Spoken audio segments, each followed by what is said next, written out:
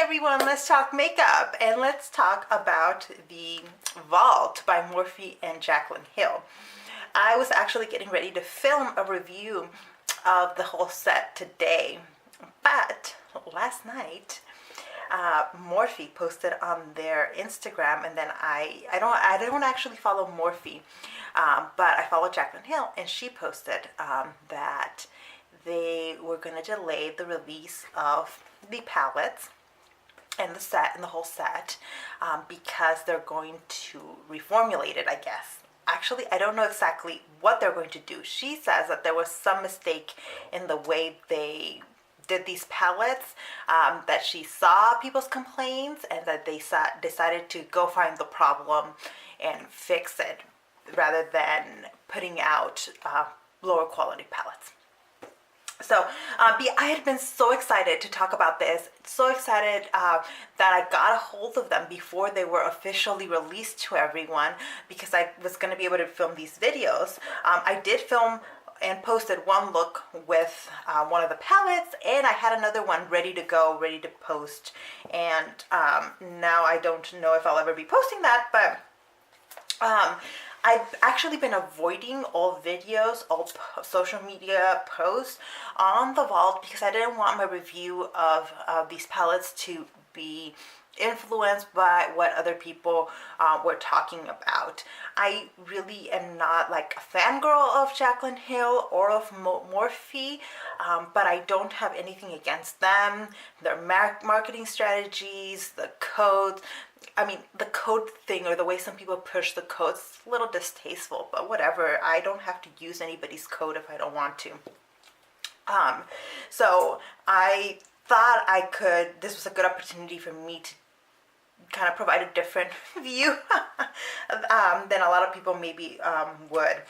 And so I didn't know that there had been complaints about the palette. So I want to give you kind of my thoughts that I had already developed beforehand, and then at this point now I've seen what some people were saying about it, and tell you if I agree or not. So first of all, I think I was about to give the set a pretty decent review. I did have some problems with these palettes, not a ton though. So the things that I had a problem with were in the Armed and Gorgeous palette, this green down here. Make sure you take a look at it. That green took a lot of building up on my eye, and then it was the first time I used it, and I was using good brushes, so I know it wasn't my brushes. I didn't think it was my technique. It just took a lot of building up to get it to look the way it looked in the pan. The shimmer shades as well, like this one, Classified, I was super excited to use, and I used it in my first look. Let me give you the swatch of this. It's on the fingers. It looks great.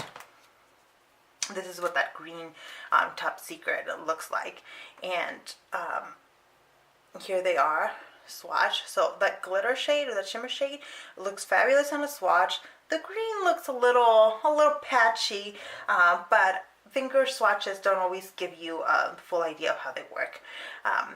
But so they took a little building up and a little bit of work, and that was not a deal breaker for me necessarily, because I was able to build them up. I was able to get them to look the way I wanted to on my eyes. It just took a little bit of work, and it wasn't something that me, as someone who is not a makeup artist, couldn't do. Right. The other problem I had was with the Dark Magic palette. These shades, this palette just does not appeal to me the way in which the other ones do. It's much more cool toned. It has a lot more mattes, and it just doesn't appeal to me the way some of the other ones do. I did use it. This was the look that I did with this palette. I filmed it, and it's on my channel, and you can, I think, kind of tell that while I was ultimately happy with the final look, this is not my palette, period. Right. This green over here was okay. It was nothing great. It swatches on my wrist better than the other one from the Armed and Gorgeous palette. But the problem that I had with this palette was that a lot of these shades kind of look, when you blended them together, didn't look distinct. They kind of blended together, looked a little bit muddy. But again, this was also just not my palette, not the kinds of shades that I like to wear. And so I knew from the get-go that I was just probably not going to be reaching for that one. Armed to Gorgeous, I've actually used a couple of times now, and despite the issues with it, like, it wasn't horrible for me. Another thing about both of these palettes was that I found both the shimmers and the mattes to be powdery.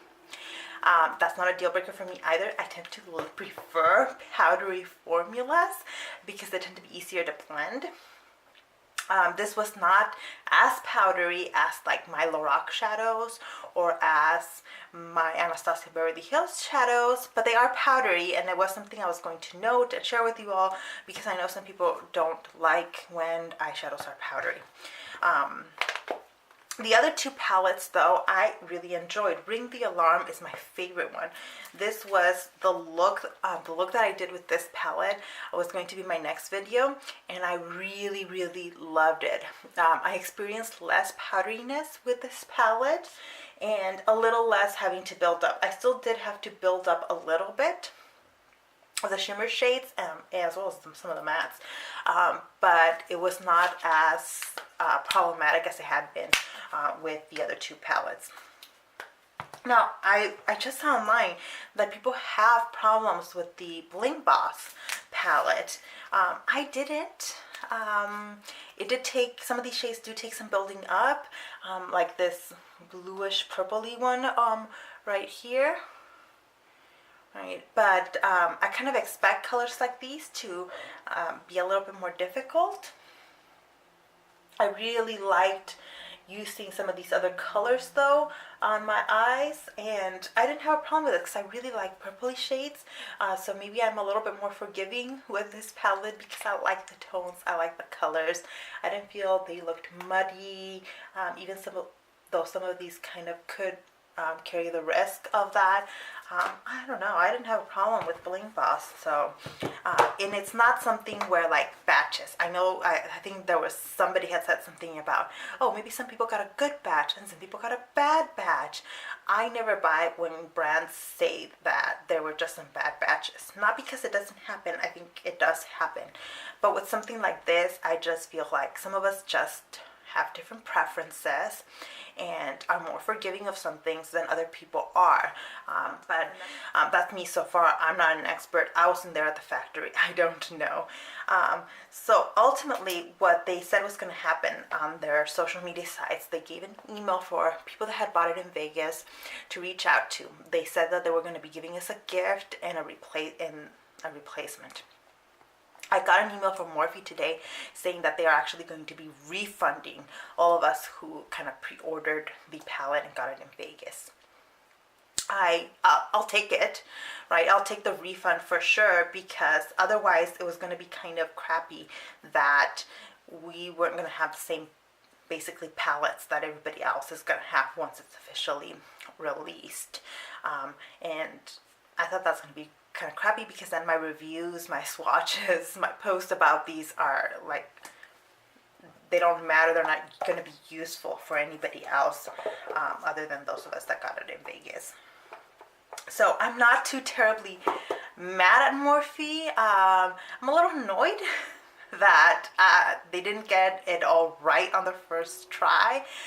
Like, you go through some quality control before you put out a product. I know that they gave a bunch of these to Jaclyn Hill. I know she likes to give them to her family and friends to test.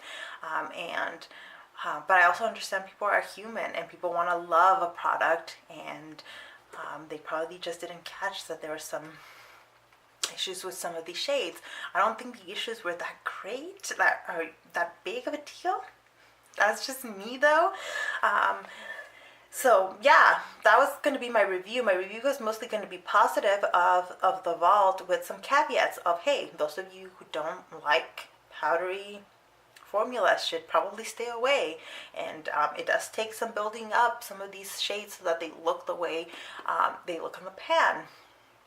And I've had that experience with other palettes.